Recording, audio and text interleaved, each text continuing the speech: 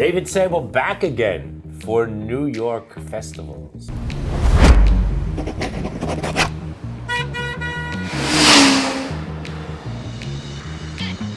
With me is someone who really represents creativity from the other side, my good and dear friend and colleague, Craig Elimeliah, who is the Executive Director of Experience at VMLY&R, and I can tell you that being the Executive Director of Experience at VMLY&R is a big deal. Now, how do I know that? I know that because I have worked with him for many years. He was my secret weapon. Any new business pitch I went into, it was, okay, great work, now get me Craig. And I have to say, over the years, that was really the piece that often put us over the top. So that's my favorite part. It's a pleasure being here with you. Likewise. You're one of my favorite people in the world, and you also dress cool. Thank you. So we'll talk about that in a minute. Where is this from? Just tell us, like, you this got Kith is shoes yeah. on, I've got Scotch some and soda. Kith sneakers, Kith Adidas. I got some Scotch and soda. I think this is like a Comme des Garçons. You know. So brands are still important. Brands are very important. So the notion that brands are dead, even for a guy who's head of experience, is just not true. Not true. Which we just saw this week. There was a company called Brandless, pulled the plug because people connect with brands. You know, brands help people form an identity around themselves. I think people want to. I think people have the ability to make decisions. I think people have the ability to make decisions about how they choose to identify themselves, and brands are the fodder that they choose to sort of put themselves out there. I mean, before the internet, you just walked around with stuff, but now I think people use brands as sort of their creative palette to help develop their own brand. Yeah, exactly. Right. So, and you are, by the way, the source of a lot of my understanding of what's new as well. So I thank you for that. Yeah. So let's start talking, but let's talk about something you did actually today. So today is Valentine's Day. It's Friday in New York City. It's Valentine's Day, and you have just come back from Bubby's. Not my grandmother, rest in peace, but from the restaurant downtown. Tell us what you just did with them. Yeah. I'm wearing the. Yeah, Bubby's pin. We just came back from Bubby's. We had an insight. First, tell them about Bubby's, just because I think not everybody knows Bubby's. Bubby's is one of the most iconic New York sort of brunch spots. Any day of the week, you'll see a line out the door. There's one in Tribeca. There's one in the Meatpacking District, and Bubby's is it's Jewish comfort food. You know, and I think people come to New York City, and I think they come here and expect to get a taste of New York. Jewish comfort with a lot of bacon. With a lot of bacon, you know. For some people, bacon is comfort. But yeah, Bubby's is probably one of the more hipper spots for brunch. It's cool. And it's super cool. It's well done. So what we did was we partnered with Bubby's to help raise money for the wildlife in Australia. The most iconic plate on the menu is something called avocado toast. And avocado toast actually originated. It's really good. It's amazing.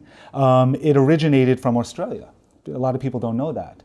And what happened was an economist in Australia had said that the reason why millennials cannot buy homes today is because they're spending $22 on avocado toast, right? And it's a metaphor. I mean, we get it, coffee and avocado. So what we did was we got Bubby's to take avocado toast, their best dish, off the menu for this entire weekend, Valentine's Day weekend. And what you do is you buy the avocado toast for $22, and that money goes directly to the Australian wildlife. So it's just a little homage to Australia. Bubby's loved the idea. It was a hallway conversation. It just came up, and the team got together and. So talk about insight. So coming to that idea. Yeah, insight. It was a meme. I think today insights are all around us, and I think when you look at things like memes and you look at things on the internet, you look at things on Instagram and TikTok and all of these sort of social media platforms, insights are all around us, and there's billions and billions of tiny little insights, human truths that are floating in the air, almost like dust, and you can almost pick any one of them out of the air and use that as sort of the kernel of creating an idea. So I think, it's interesting you say that, because your colleague, Natalie Brown, who's also been on this series, basically was talking about the same thing. We were talking about data. And she said, bring me all the data. Because it's not that I'm looking for the big piece of data, the big movements, but the little things that I can sort of pull out, because those are the things that give me an insight that gets me deeper in. Totally. It's, I think people, I think when it comes to data, people confuse, people tend to confuse scale with scope. Right. Exactly. And, people talk scale, big data. Actually, when you have a large scope of data and diverse data and all of these little different pieces, that's where the insights come from, and that's where the really good ideas come from. Because when you can find something that resonates with people, and you already know it resonates with people, and you take that and you can kind of scale it up into something that people can experience and enjoy, it works. It works because it's there. If it wasn't there, it wouldn't have worked. So it's almost as if we have kind of these pre-vetted bites of data that we can use to turn into much bigger ideas. So let's talk about awards, festivals for a moment. You have participated in New York festivals. You've won many awards. You've been a judge. You've been a judge at Cannes. You've won 22 Lions. You're a player. Tell us about award festivals. Why are they important? Award festivals are important because I think there needs to be a benchmark. And I think when it comes to creativity, you cannot take away the competitive nature of creative people. I think creative people thrive off of one another. I think artists thrive off of one another. They inspire one another. And, you and I have sat in the Palais many times, and when you're looking up at the screen and you see the most amazing work in the world, you can't walk out of that theater without a vigor for wanting to do that level. Inspiration, motivation. It's the most inspiring thing, and it's clients love it, creatives love it, everyone loves it. I mean, it's the pinnacle of what we do, and I think that the award shows really help celebrate the craft of the work, the craft of the ideas, the effort that goes into creating those ideas. And I think that for me, I get no better feeling than getting into a room with my peers and just wrestling every single idea and talking about every angle. Was it real? Was it fake? Did it work? Did it not work? And So let's talk about that. Yeah. So I tend to get cynical about some of the winners, because I think we all should. And over the years, I've been very proud that I've had some influence on the festival in the past, just in terms of what's real, what's not real, and being tighter in terms of our ability to judge. But what happens when we see an idea, as we did a number of years ago? I don't want to talk about the specific campaigns. It's not fair, but it was an idea that won in Cannes across 150 different categories. It was the huge winner. At the end, it turns out not only wasn't it real, it ended up being a little video game someplace, which I discovered because I hear the tune that was the driver of it in my grandkid's house. And I go like, "What are you doing?" He goes, "Oh yeah, Papa, I'm playing this game," and it was basically getting people run over. And I'm thinking, oh my God. So here was a campaign that was exactly the opposite of that, so everybody will know what it is now. But the game had turned it all around. And so the idea, not only was it not real, in my view, deserving of all of those, but what do you do with that? I don't know if you agree with that campaign or not. Yeah, no, I think everyone is real. We talk about this all the time. The first thing you ask, was it real? Was it real? Was it fake? Is it bullshit? It's not bullshit. I think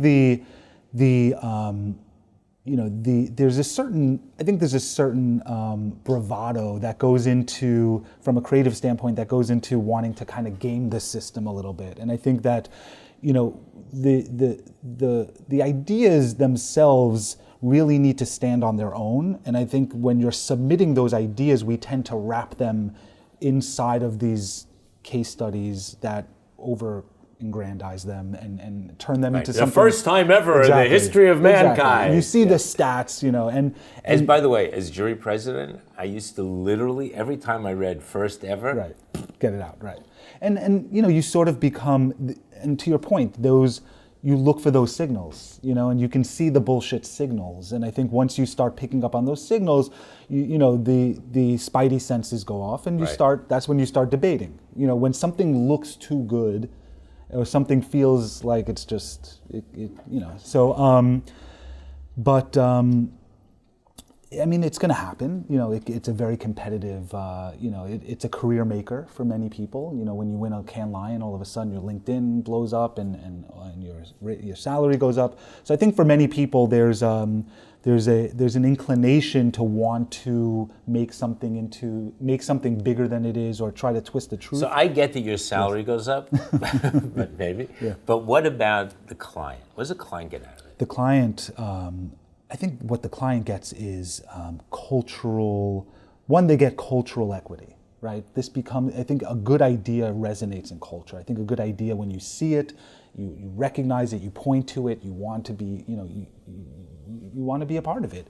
For a client, I think that on many different levels, awards can help them, become a better how can I put it? A better sort of arbiter of culture. I think for them it's about being able to have a say in sort of the cultural context. I think it gives them the ability to have a seat at the table. When you win a Cannes Lion, or you win a New York Festival, you win a Clio, you win an Effie, there's a nod to there's a nod to the work having a cultural effect. There's a nod to the work being significant. And so let's talk about cultural effect. Yeah. So I think there's a cynical view today that the way advertising, or the way ideas, the way our work was once done, is old, and it's completely different today. We've talked with Keith Reinhardt, who's a legend. We've talked with Martin Puris, who's a legend. And what struck me in listening to both of them is that, in fact, the core values and the core process is still the same. You need an insight, that's what you talked about. You need to have a real idea. When you think about it, some of the things that we consider to be culturally relevant today are culturally relevant for about 10 seconds. Totally. And then go. 100%. But yet there are ideas, even today, that stay and resonate. And by the way, there are ideas from 50 years ago that are still 100%. culturally relevant today. 100%. Nike, BMW, others. I mean, you just see it. Right. So what's the issue? Why is it that we seem not to be able to land as much anymore? And a place that becomes not culturally relevant for 10 seconds, but really can drive cultural relevancy every single day? That's a great question. I think, this is my point of view, but I think that people who are creating the ideas need to learn how to sort of create at speed. I think when the insights are just flying by you, all of these things, it is not easy to be completely plugged in. And I think that to me, the secret of this game is to sort of be inside the matrix and to be able to understand inside the matrix. To be I inside love that. the matrix. I and hope everybody's paying attention. Get into the fucking get in matrix. the matrix, and to be able to have that sort of code view, to be able to pick up on things, because I think Facebook has this crazy stat that the average person scrolls 3 miles in a day. So imagine every 3 seconds you're looking at all of the. How does your mind pick up what is, what isn't, and you're just absorbing all these things. So I think the secret is today. How do you look at the massive amounts of information that's in front of you and be able to land an idea based on one of those insights? I think you have to be part ADD, you have to be part, computer programmer, part scientist, part cultural, and that's why I think creative people today are not the typical copywriter and art director, sort of Bernbackian construct. I think they are people who are completely plugged into culture. They're people who looking at sneakers, and people looking at music, and people looking at whatever the next thing is. To me, those are the creatives that are landing the right ideas. And they might not be in this industry, but I think we got to get more of those people in. Yeah. So how did you start in the industry? How did I start in the industry? Well, when I decided I didn't want to be a rabbi, You would be both. I always knew I was going to be in advertising. I always knew.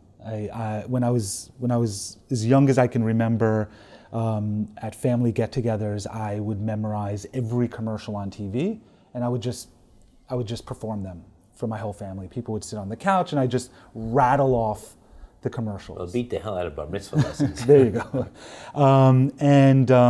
For me, it was, I guess my brain had just picked up on the art of insight and persuasion and creativity and all of those things baked together. And I always knew there was something special about it. And it drew me in from a very young age. And I had been writing ads since I was 7 years old, as far back as I can remember. And I just never stopped, and for me it was, people coming to me and asking, for my creative input on things, and can I make them this or can I make them that? And as I do all the time. As you do. And so I started I landed a job at an agency downtown that's no longer around when I was about 20 and a half years old. I knew nothing. Which agency? It was called, what was the name? It was actually an Israeli agency called, it's no longer around. It'll come to me in a second. So it was, they were making websites for AT&T and BMW and Martha Stewart and all these, and I didn't have a clue about the processes. All I had was a book. And I showed them my book, and I said, yeah, and by the way, I also know how to make websites. They're like, oh my God. Okay, great, come in. Cut me a check, most money I've ever seen in my life. And it was amazing. And then about 5 months later, the dot-com collapse happened. And, they shut down, and I looked around, and I had a whole bunch of really smart people. And I said, you know what, I don't think this is really the end. Let's keep going. So that day, I opened up my own agency. That day, I said, let's just do this. Let's just talk to our clients and get them to keep us working. So I did that for about 5-6 years. Because of the nature of the industry, things were becoming a lot more technical. So I had to teach myself, programming and just the ins and outs of all things technical. And what ended up happening was I had built the very first online fashion ERP system for a big client of mine who makes the outerwear for Gap and J. Crew and Schmata Business. Like the Schmata right? business. And so that's the clothing business for those who don't know. that is the clothing business. Anybody who hasn't watched Magnificent Mrs. Maisels, there you go. The Schmata business is the clothing business. And created this thing for them, and I thought I had something really nice on my hands, and I said, this is awesome, I'm not going to sell it to everyone. And he said, no, you're not. And he bought it from me, and bought my company, and took some time off and learned about the industry a little bit, just did my own research, and then I had gotten a really nice position with a small agency at the time called Firstborn, which is now owned by Dentsu. And I was one of the original guys there. And I think from that point on, I was just committed to doing the best work. And you do. And that's. So tell us about the UN. The UN. You've done some incredible work for the UN. Actually just launched some stuff for the UN this past week. The UN has been a close client of ours for about 4 years now. We've been doing some really good work helping them just be more relevant with younger audiences. They've sort of lost their way a little bit just in terms of people understanding what they do for the world. And we're helping them use creativity and technology and social media to tell their story. And how? What was the insight? What The drove insight, you? I think the insight is social media has led people to become a lot more aware of world events, but then it's also made them a lot more. They've grown a thicker skin. People see so many things on Facebook and Twitter and so on, and they just don't react anymore. You know, and it's this idea of slacktivism, right? And the idea of slacktivism is seeing something and thinking that just pressing a like means you have actually done something, right? And it's actually, you've done nothing. It actually it's the opposite, because Right. because you hit that like, you actually thought you did something, and now you're not going to actually do something. So the idea of activism is kind of just, kind of lost its way. So what we're trying to do with the UN is helping them use those platforms to sort of start changing those behaviors and getting people to understand that hitting a like or retweeting something is not the way you do something, and it should just be the beginning, and really helping to use social platforms and digital media to help reignite people's passions for world causes, and to get them to get off their computers and their phones and to actually do things. So what does experiences mean to you? So Isn't everything experience? everything's experience. I like that because it gives me a broad it gives me a broad path. But to me, experience, it's not ads. I don't make banners. I don't write taglines. I don't make ads. I make the thing that the ads talk about, and that's the experience, right? And Or sometimes the other way around. I think sometimes the experience talks about what's in the ad. It could be either way. It could, but to me, experiences are very simple. There's two types of experiences. I think you have brand experiences, which I've sort of codified as the time spent with a brand, right? So give us a good one. A good one. I just saw one that blew my mind.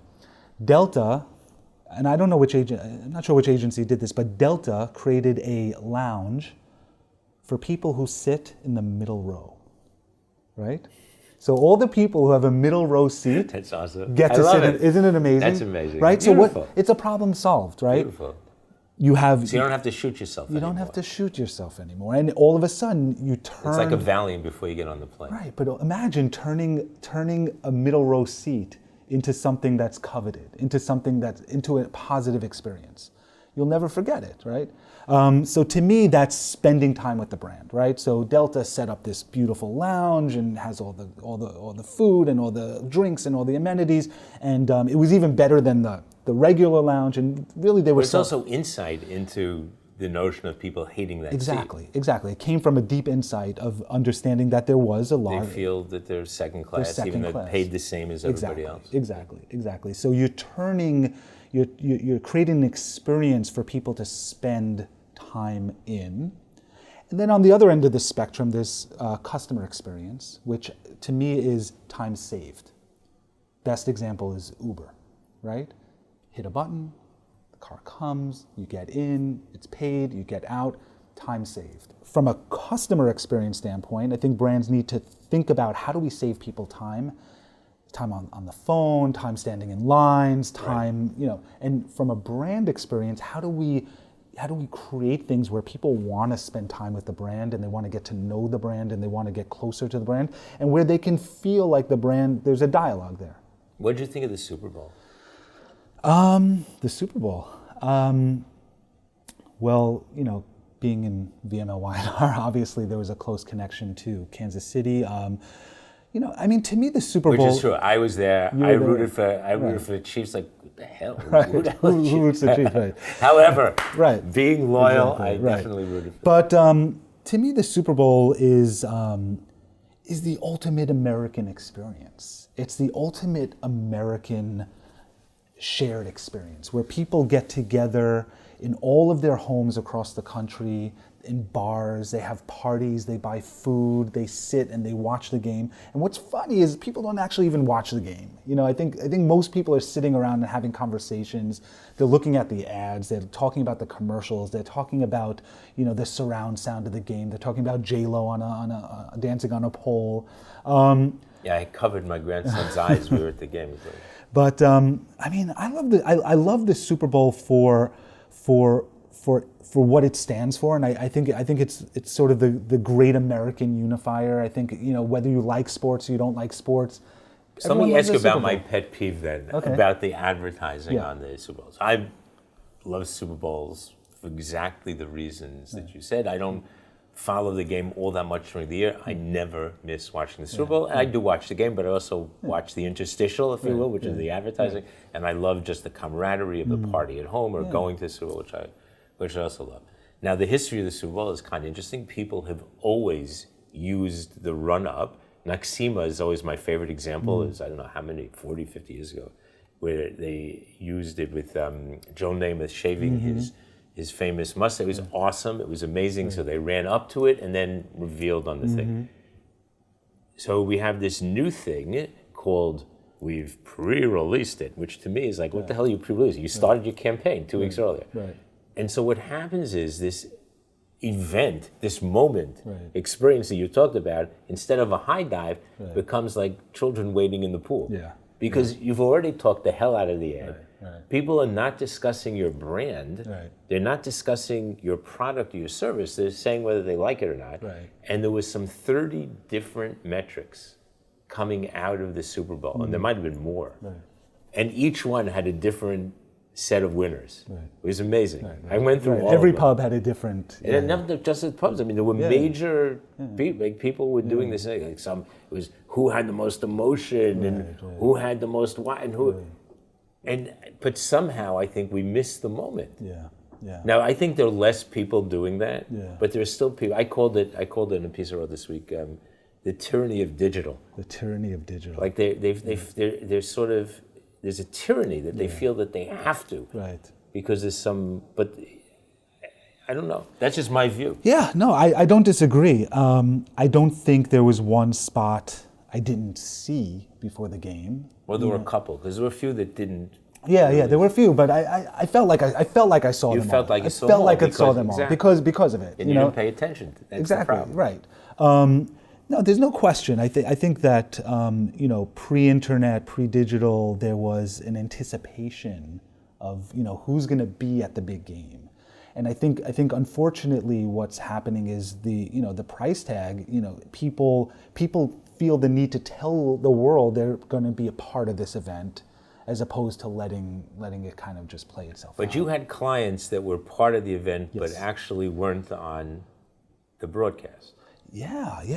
Talk about that, because I love that. Yeah, I think part of the because to me that's the use in the biggest way. Yeah, I think part of the fun of being creative is how do you sort of skirt the system, and how do you use something like the Super Bowl? How do you break something like the Super Bowl? That's the ultimate. I think Oreo was probably one of the most famous campaigns where the lights went out and a bunch of kids in a social media room just dunk in the dark type of thing. To me, the Super Bowl, for me personally, the Super Bowl is less about the run-up. It's more about what you can do on the day of and how you can be culturally relevant on the day of. And I think people have always walked away with things that were unexpected when Justin Timberlake ripped off Janet Jackson's, top, when the lights went out by mistake, when the lights went out, when things happen, those tend to be the most talked about things when they're unexpected. So for us, we have clients and we advise a lot of our clients to think about how do you sort of use restraint and kind of hedge your bet a little bit and wait for something to happen, and then tell your story based on what's happening in the moment, rather than spending a whole ton of money on a big spot and then everyone's seeing it by the time, and then you kind of walk away and so it fritters away. Yeah, so for us we're kind of like tigers at the gate waiting to pounce on an opportunity, and I'm seeing more and more of that. I mean, you talk to clients and you talk to creatives, and I think everyone is kind of everyone is kind of cynical about being in the big game because it's you're buying a ticket. It's a pay-to-play type of scenario. But I think when you can find an opportunity and an insight and then be able to pounce on it at the speed of culture and create a meme or create a thing, a brand act on the back of that, that's where I think that's where people are impressed. I think that's where you get spikes in social media and spikes in the news and spikes in the press. And that's certainly where my head's at in terms of, And what are you learning from your kids? A lot. What am I learning from my kids? Well, it's interesting that there's now a social platform that I have no business being on, and I have no place. There's literally no place for me. All my kids are using TikTok. They love it. I think it's great because it's not about the words you write. It's about the authenticity of you as a person. And it's funny when my daughters show me their TikTok stream, it's silly. And it's vulnerable, and people make themselves very vulnerable and silly and awkward, and it's kind of interesting where I think when we started using social media, everything was very perfect, and all of a sudden now it's people imperfect. Get their pictures retouched. Exactly, and now it's how imperfect can you get, and you're seeing influencers actually taking odd angles, taking angles that are very unflattering, and those are becoming the top posts because I think as human beings we've kind of we're yearning for humanity and imperfection and flaws, and I think flaws are the sexiest thing in the world right now. I think that's we over-indexed on the Kardashians. Totally. So the pendulum is swinging in the other direction. And for me, learning that and bringing that back to the agency and talking to my teams about not trying to be over manicured and trying to do things that are pixel perfect, but actually finding the flaws in things and finding the vulnerabilities in things and trying to figure out how do you create something that people can connect to on an emotional level and not this sort of pixel perfect, pristine type of thing. And it's not easy. It's actually harder to do that than it is to create perfection. Oh, without a doubt. Yeah. So, Craig, I just want to thank you. Yeah. As always, I learn a tremendous amount from you, and I'm sure that all of our listeners have as well. The Matrix, and I thank you for pulling me into the Matrix with you. The Matrix is a good place. I appreciate that an old guy like me can get into the Matrix, and I got somebody to hang on to for dear life, and also for rocking Scotch and soda. Not easy. Not easy. You do it really, really well. So I wish you great success at New York festivals this year. Thank you. Yeah. And later on in Cannes. And I know you'll be successful in both. And again, just thank you. Awesome VMLY&R. You guys are doing great. Awesome. And, just keep up the great work. Thank you.